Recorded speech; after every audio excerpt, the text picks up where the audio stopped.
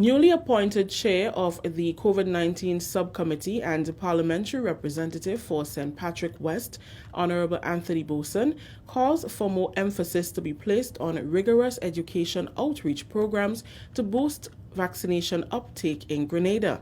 Addressing members of the lower house on Tuesday, Mr. Boson said focus should be placed on promoting vaccination as it is the most effective weapon against COVID-19. He said only after the country reaches herd immunity should the government concentrate on opening up and easing restrictions. To date, the Ministry of Health has administered over 70,000 doses of vaccines cumulatively from February, when the AstraZeneca vaccine was introduced to Grenadians. Over 31,766 are fully vaccinated.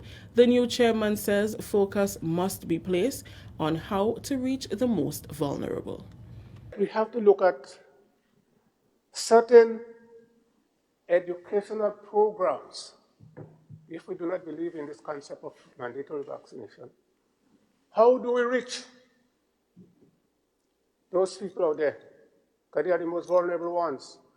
What type of programs can we put in place?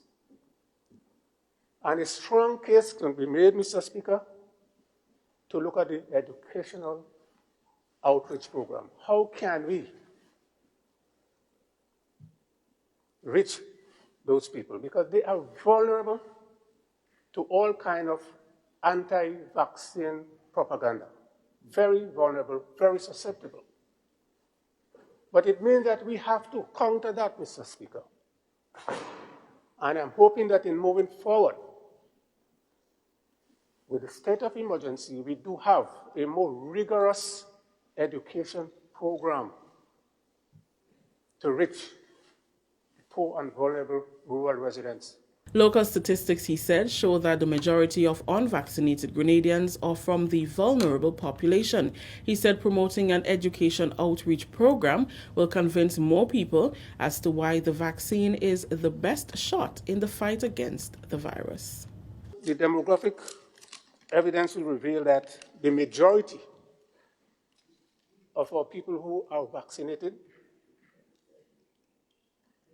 come from a particular geographic area with a particular social and economic classification, whether it's the more the middle upper class. And 80%, Mr. Speaker, of that 30%